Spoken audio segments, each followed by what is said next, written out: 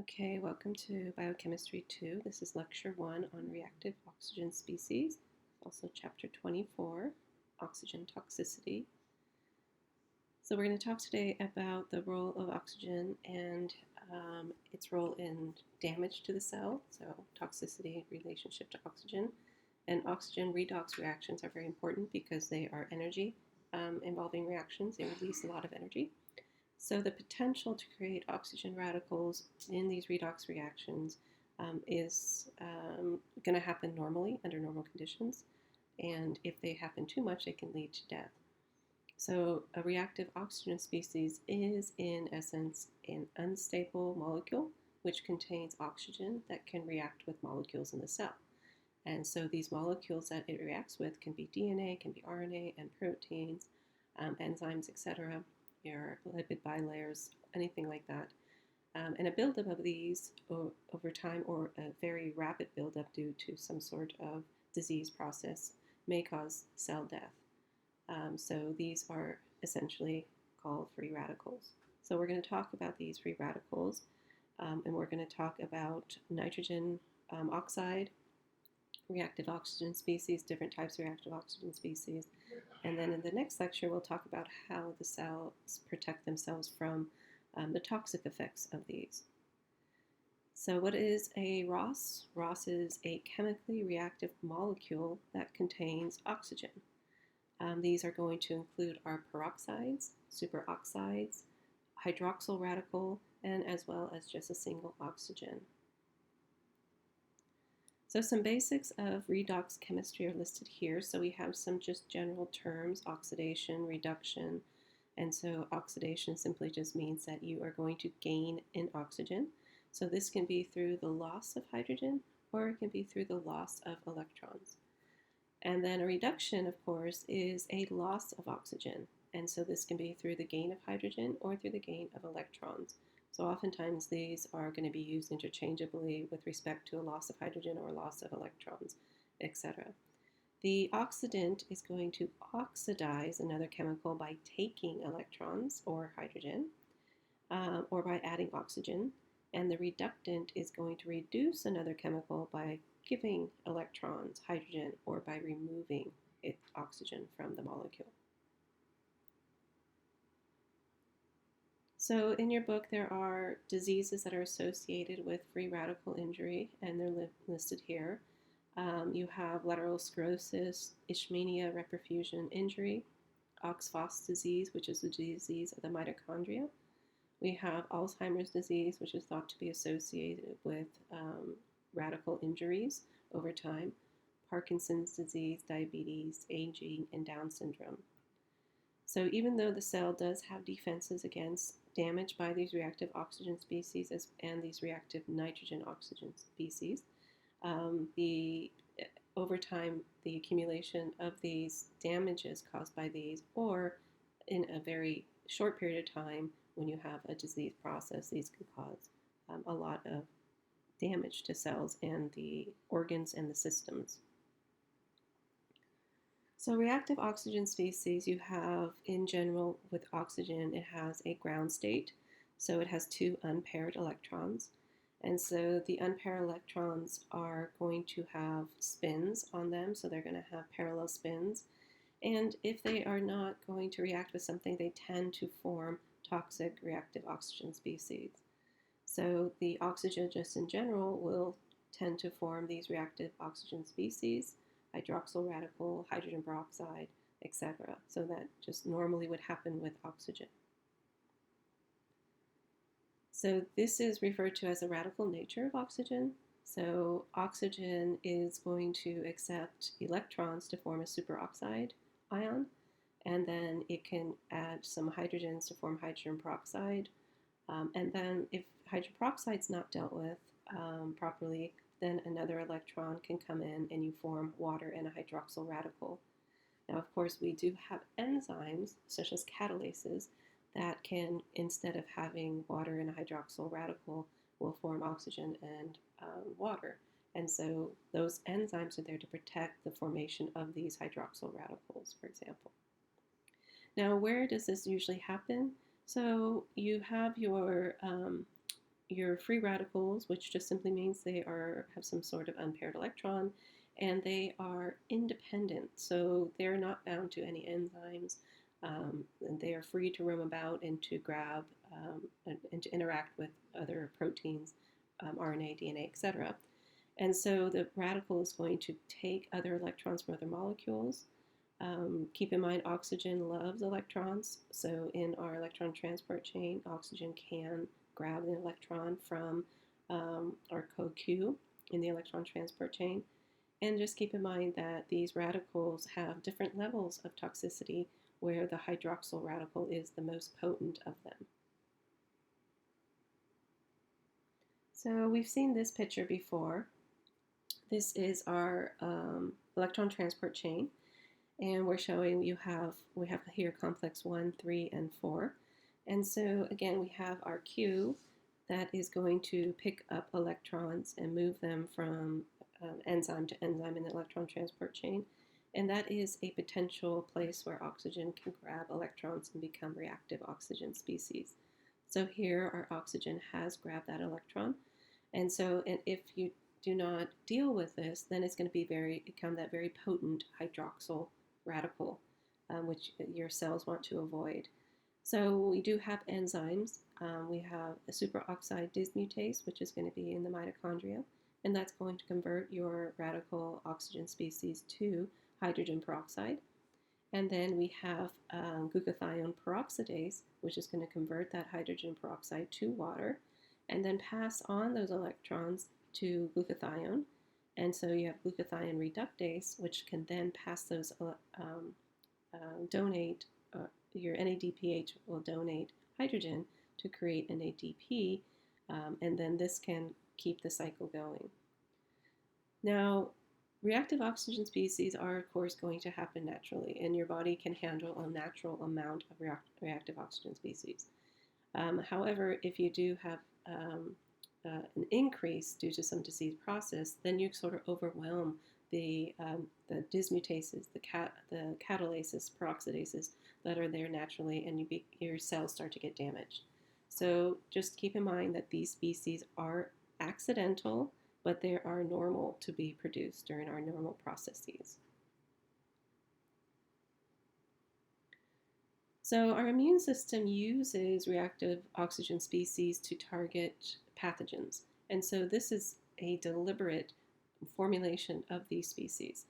The immune system has mechanisms to make sure that these species stay contained so they don't harm the immune cell. If they do get released, then they can harm the immune cell. But it's important to understand that these reactive oxygen species are used by the immune system for killing. The immune system can make inducible nitric oxide synthase 2 and also peroxynitrite forms. And so you have nitric oxide synthase 2 here, which can form from L-arginine. You have hydrogen peroxide, and you have reactive nitrogen species that also can form. And this is, again, going to happen in your immune cells, and this is going to be protective because it's going to attack bacteria primarily, or fungi, or anything like that. When this happens, of course, in your cell, you can, in the cytosol, for example, it can damage your lipids, your integrity of your cell membrane, but that's kind of what it's doing for the bacteria and the fungi as well. It's killing the integrity of their membrane. Just keep in mind that arginine also has normal processes, so arginine is going to be important for other processes, not just making, of course, reactive oxygen species. So here's a list of the different types of reactive oxygen species, and so you can see that there's quite a few. We have our superoxide, our hydroxyl group, which is that hydroxyl ion, which is very potent. We have a peroxyl group, hydroxyperoxyl group, shown here, etc. So these are all radicals. And then on our non-radical side, we have our hydrogen peroxide. Hydrogen peroxide, of course, is not considered a radical, but it is potentially toxic to the cell, and it is used by the immune system to kill bacteria as well. We have hypochlorous acid, ozone, peroxynitrite, etc. And so these are considered non-radicals, but they still are not very healthy for the cells. We also have reactive nitrogen species. So we have nitric oxide, which is, of course, needed by cells, but too much of it is obviously going to be bad. And you have nitrogen dioxide also here. And our non-radical nitrogen species are all listed here. Okay, so for in your book you have a table that lists the reactive oxygen species, some of them, and it has here the superoxide anion, so that's at O2 minus. This is going to be produced in the electron transport chain and through other normal processes. The superoxide anion acts locally, so it doesn't diffuse, and it can generate other reactive oxygen species, such as reaction with hydrogen peroxide in what's called a Haber-Weiss reaction. Hydrogen peroxide is not considered really a free radical, but it generates free radicals.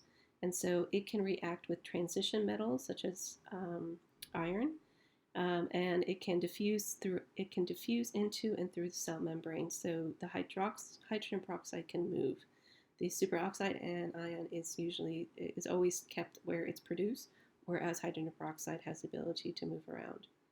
The hydroxyl radical is the most reactive, and it attacks many different molecules.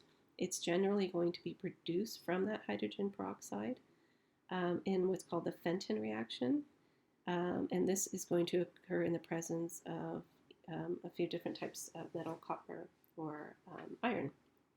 We have hypochlorous acid, and this is again produced by hydrogen peroxide.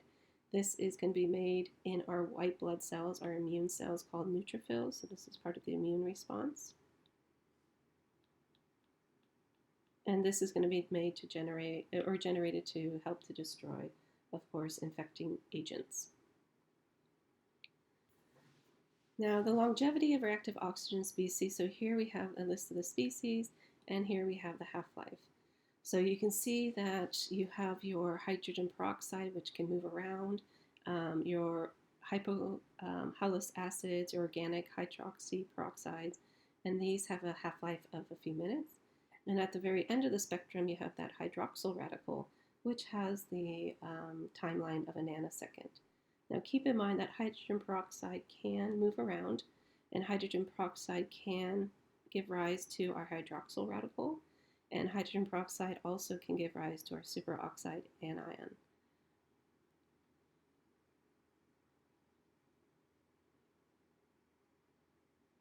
Okay, so hydroxyl radical again is a very reactive oxygen species, and there are two reactions that can form the hydroxide radical, and this is going to be through transfers of a single electron. And you have the metals that are going to be important because they are going to keep the electrons sequestered to prevent the reaction. So we have here our Haber-Weiss reaction, and we have our Fenton reaction. And the key difference is the type of metals that are, or the metal that's being used. So in our Fenton reaction, we have our metal, and in the Haber-Weiss reaction, we don't have metal. We have our superoxide ion, and remember that can be generated through the electron transport chain. We have our hydrogen peroxide, which is made downstream of that transport chain through the reaction of our superoxide dismutase. So there is a potential in our mitochondria to have both species present at the same time.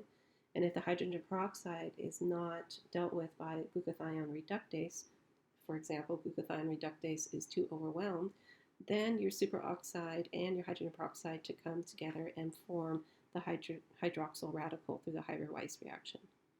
The other reaction is, of course, the Fenton reaction.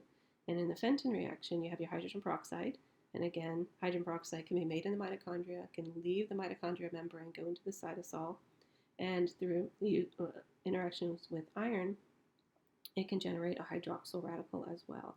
And so that is referred to as the Fenton reaction.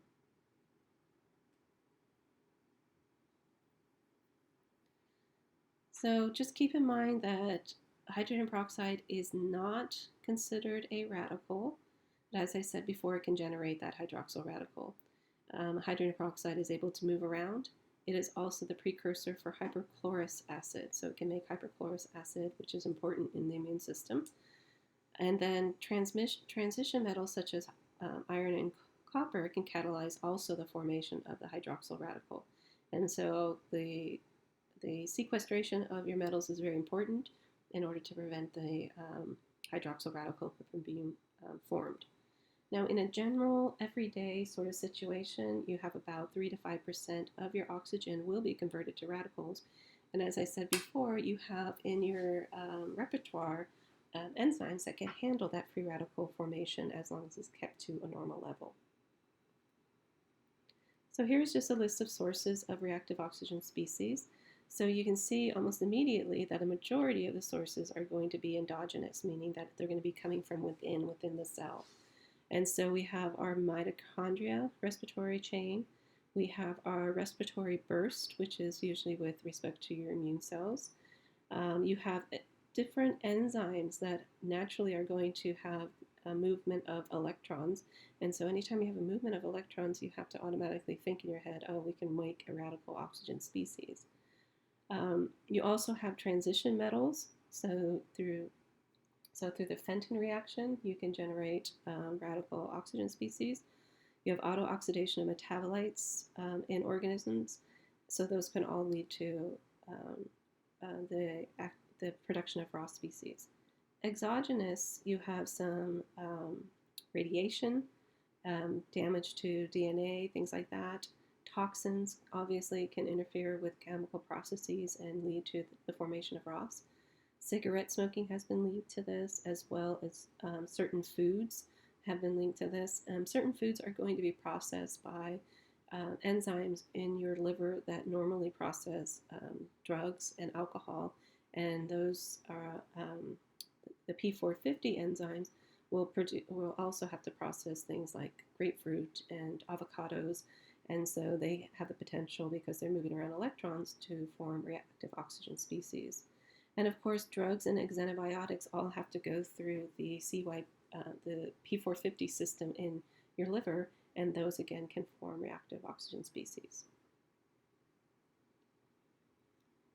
So major sources are going to be your electron transport chain, coenzyme Q, and so that is going to be transporting electrons between different enzymes in the electron transport chain.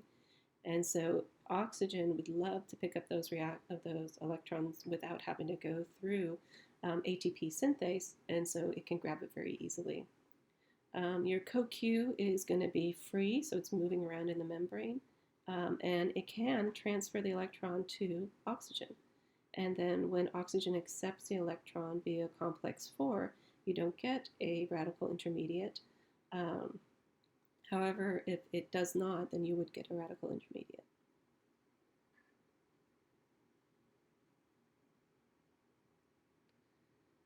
Now, there's different enzymes that can generate reactive oxygen species. You have oxidases, peroxidases, etc. And you're going to have these enzymes bind to oxygen, and what they do is they're going to transfer the electrons, and they typically will use metals or something like that as part of the process. Cytochrome P450 monooxygenase detoxifying systems are going to be involved in the process of getting rid of alcohol, drugs, toxic chemicals, etc. And these are going to be found, a large percentage of them are going to be found in your liver. And the liver is the detox organ of your body. And then we also have peroxidases, which generate hydrogen peroxide, and this is going to be, for example, we've already talked about the very long-chain fatty acids in the peroxisomes, and you're going to generate hydrogen peroxide when you are breaking those down.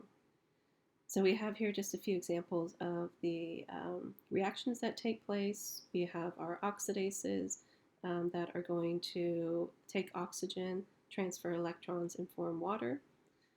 We also have our monooxygenases, which are going to take oxygen and, in this case, sulfur, and have an electron donor and generate a sulfur hydroxide. And we have our dioxygenases, which can take an oxygen species and combine it with, for example, sulfur. In our cytochrome P450 monooxygenase, and which I will just refer to as CYP450 enzymes, you can see here that you have your FAD flavoproteins present. So flavoproteins automatically think electrons movement. And in this case, you have NADPH, so we're in the cytosol. So NADPH is going to donate those hydrogens or electrons to that flavoprotein. And then the flavoprotein is going to move those electrons, similar to the electron transport chain process. And you have also a heme center, an iron heme center in the CYP450. And then this is, of course, going to react with some sort of product. So this R, and this can be, for example, a grapefruit. It can also be a toxin such as a drug, or it can be alcohol or any of those things. But that R group is going to be oxidized, and then you're going to have hydrogen peroxide. The whole purpose of these detoxing is to make the product more soluble so that you can excrete it. And so that's why you're adding to that R group an oxygen to make it more soluble and for excretion. Now an example for sources of your reactive oxygen species. So those R groups, for example, is CCl4. So this can be that R group. So this is CCl4. That can be a form of R group. CCl4 is going to be used in dry cleaning. And so people who work with this solvent have to be careful because they can generate a lot of reactive oxygen species. Now, what happens with CCl4 is you're going to interact with this cytochrome P450, and this is going to generate a highly reactive free radical potential that causes necrosis of your hepatocytes, so hepatocellular necrosis. So again, the liver cell is your detoxing organ. However, that makes it also vulnerable to damage itself because it can create intermediates which can be toxic. So your radical will leak out and will initiate chain reactions. It's going to damage lipids, plasma membrane proteins, which eventually will lead to the death of the actual cell. Another source of reactive oxygen species, of course, is going to be in our peroxides, by our lipid peroxides. So these are going to be through oxidases in the ER. Mitochondria and the peroxisomes will all generate your hydrogen peroxide and lipid peroxides. You have monoamine oxide, which degrades dopamine. So we haven't talked yet about the metabolism of dopamine, but there is a monoamine oxidase system that's going to degrade it, and this generates hydrogen hydrogen peroxide that too got lost there. And this is going to be in the mitochondria membrane, so there's a potential to have damage in the mitochondria. We also have the peroxisome fatty acid oxidase, which we've already talked about, which is going to generate the hydrogen peroxide. We have xanthine oxidase, which is going to be involved in purine degradation. So this is natural. We have to degrade purines. And this can generate either your oxygen radical or hydrogen peroxide. This xanthine oxidase is linked to Leishmania reperfusion injury, and it contributes to that. And lipid peroxidases are formed during the synthesis of our eicosanoids, which we'll be talking about. Eicosanoids are going to be products from arachidonic acid that are going to be important in the immune system. And so anytime you have an immune response, inflammation, you're generating eicosanoids, and there's a chance for the formation of lipid peroxides during that process. So external, we have radiation that can generate our hydroxyl radical, radioactive chemicals, X-rays, cosmic rays, all of those have the potential to generate this very reactive hydroxyl radical.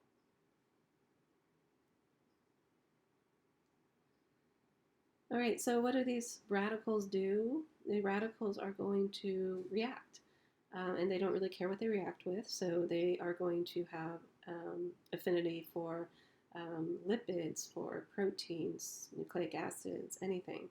So you have peroxidation of membranes. So the generation of your radicals can lead to damage in your mitochondria. It can lead to damage in your nucleus. It can lead to damage in your endoplasmic reticulum, etc. You can also lead to ischemia, and this could lead to increase of intercellular calcium, which is going to activate enzymes that degrade. So those are your phospholipases, and those can cause membrane damage. It's also going to activate the mitochondrial permeability transition. So this is where you have the flooding of things into the mitochondria, which damages the integrity of the mitochondria. And so all of these processes can lead to damage of your cells as well as your mitochondria and death of the cell. You also can have cysteine, which has sulfur groups that can be oxidized and degraded. DNA will be oxidized, and this leads to breakage. There are over 100 diseases that have evidence of radical damage. Now, whether it's the radical damage that's caused in the disease or as a reaction to the disease, it varies from disease to disease, of course. And then free radicals can cause many complications of diseases. So lipid peroxy radicals are formed, and these are initiated by that hydroxyl radical, and this is going to attack a polyunsaturated lipid in the lipid membrane, and it forms what's called a lipid radical. The radical, the chain reaction with oxygen forms the lipid radicals and lipid peroxides, and then these, of course, can damage the lipid bilayers.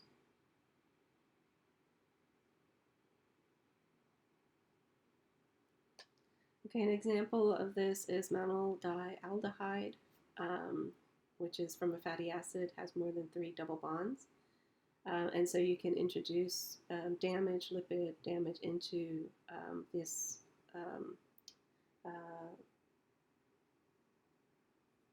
lipid, which can then be released into the blood and urine and can be identified and picked up, and so it can be diagnostic for lipid damage. So this would be floating around in your blood. It would be released into your urine, and you can do a urine analysis and find this and understand that there is a lipid damage in the patient. So with respect to the radical oxygen species and what they'd like to target, it's known that proline, histidine, arginine, cysteine, and methionine are the most susceptible to damage. Cysteine and methionine have those sulfur-containing side chains, and they can become oxidized, and this is reversible. This is used often to make products more soluble for excretion as well. So the availability of those sulfur side chains our detoxing system uses, but it also can be used by the reactive oxygen species to attack. You have damage to proteins. Proteins can get aggregated and they get degraded through the proteasome. So proteins that you normally would not want degraded can be degraded if they have radical oxygen species damage.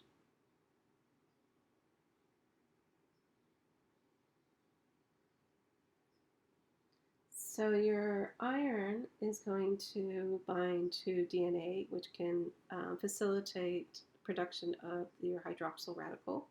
And so that's why it's very important to keep iron sequestered. Your hydroxide radical will cause base alterations, and this can cause the backbone of the DNA to actually break. So reactive oxygen species also form. Nitric oxide, of course, is essential. Nitric oxide is a gas, and so it can diffuse through membranes, and at low concentrations, it's going to be used as a neurotransmitter. As a hormone, it's going to lead to vasodilation. It increases blood flow and therefore lowers blood pressure. Nitroglycerin tablets release nitric oxide and are a vasodilator for the heart. And so nitric oxide is definitely important for normal cellular processes. This is going to be synthesized by nitric oxide synthase.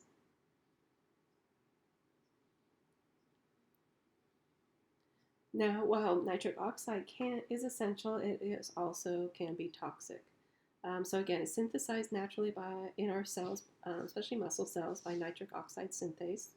And then you're going to have a P450 enzyme that is going to be, again, has the flavoid proteins, has a heme center, and so it's going to be used to move electrons around. And so it's the synthesis of your nitric oxide is similar to that P450, where you're moving around electrons, so you have the ability of oxygen to grab those electrons and become a radical. Now, for the synthesis of nitric oxide, you have a cofactor of tetrahydrobiopterin. So tetrahydrobiopterin is going to be required, and that is shown here, this BH4. Electrons are going to be transferred, and if they get loose, you can have, you have nitric oxide form, and then if you have, it can become toxic as well. So nitric oxide is going to bind to that heme center in the synthase enzyme. And nitric oxide, when it is released, is going to be working. It's a very short distance. It doesn't diffuse far. You have nitric oxide neuronal, and you have endothelial nitric oxide, and their formation is regulated by calcium. Inducible or immune-inducible nitric oxide is in immune cells, and this is going to be, of course, a form of defense against potential pathogens. So how does nitric oxide become toxic? There are, in general, two categories of toxicity associated with nitric oxide. This is going to be direct from binding of those iron-containing proteins, or it's going to be indirect when it combines with a superoxide and it becomes a peroxynitrite.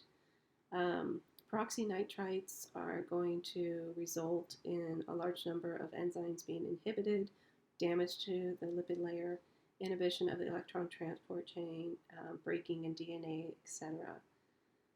So basically, you have nitric oxide synthase. You start with arginine, and arginine becomes citrulline. You'd form your nitric oxide, and this, when with too much oxygen, you have a free radical form. This can become that peroxynitrate. Peroxynitrate is going to form, it is a oxidizing agent and become peroxynitrous acid. Peroxynitrous acid can then become a nitronium ion or nitrogen dioxide.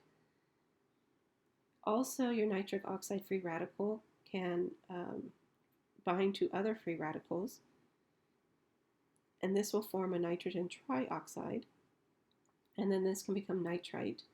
Now, from your external sources in your diet, you can have nitrites be absorbed into your body. You can also, from smog, smoke, cigarettes, you can have nitrogen dioxide be absorbed by your body as well.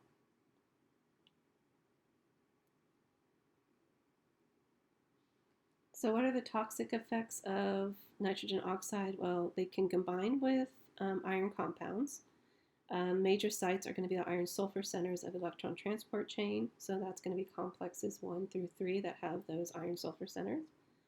Also iron heme proteins, hemoglobin, the electron transport chain, cytochrome will all be targets for reactive nitrogen species.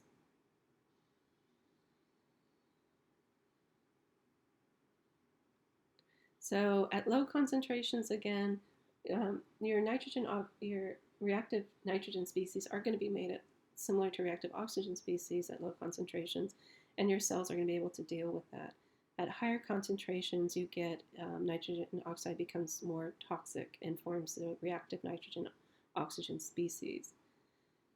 And these are just as potent as reactive oxygen species. So they can also do nitrosylating, which is covalent addition of nitric oxide.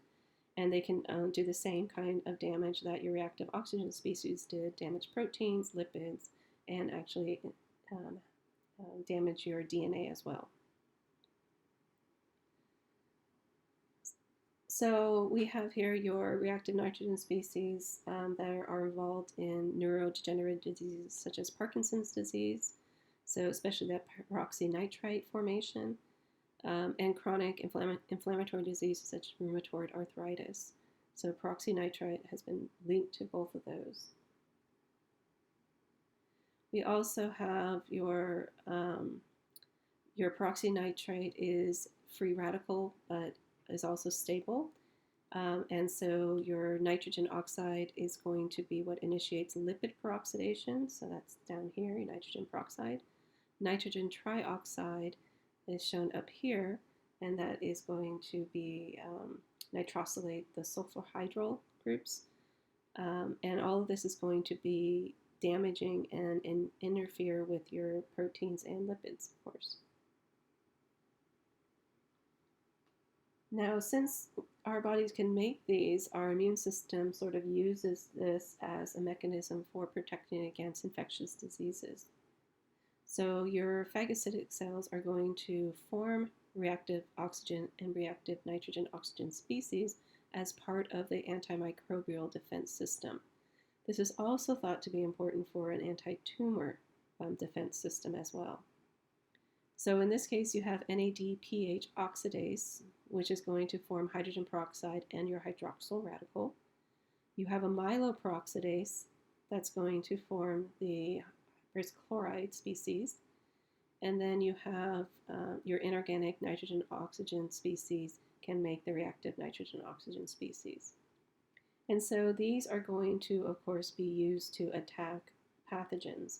And again, pathogens such as bacterium and your fungi have similar things that our cells have, so the damage is similar. They're going to damage the lipid bilayers, they're going to damage the cholesterol, ergosterol, things like that in these pathogens. They're going to damage their nucleic acids, they're going to damage their proteins and enzymes. Okay, so the conclusion for this is that we have both reactive oxygen species, we have reactive nitrogen oxygen species. When they form, they both have similar effects on the cells in which they're going to target the lipid bilayers, form lipid radicals. These lipid radicals, of course, are going to damage the bilayers, which damages the integrity of the cell. They're also going to have the ability to damage nucleic acids directly, DNA, break the backbone of the DNA. They're going to damage the mitochondria, going to cause the mitochondria to have compromised integrity. And they're going to, many of the reactive oxygen species are going to be actually generated in the mitochondria through the electron transport chain. We have some that can act locally, such as your oxide anion. We also have some that are going to be able to diffuse, such as hydrogen peroxide. And so those can be formed in the peroxisome, leave the peroxisome. Hydrogen peroxide can be formed in the mitochondria, leave the mitochondria, and do damage into the cytosol, for example. We also have those P450 enzymes that are going to be important in the detoxification process, but because they're moving around electrons, those P450 enzymes, you always have a chance of making radical oxygen species, just simply because the oxygen can grab those electrons and form that species.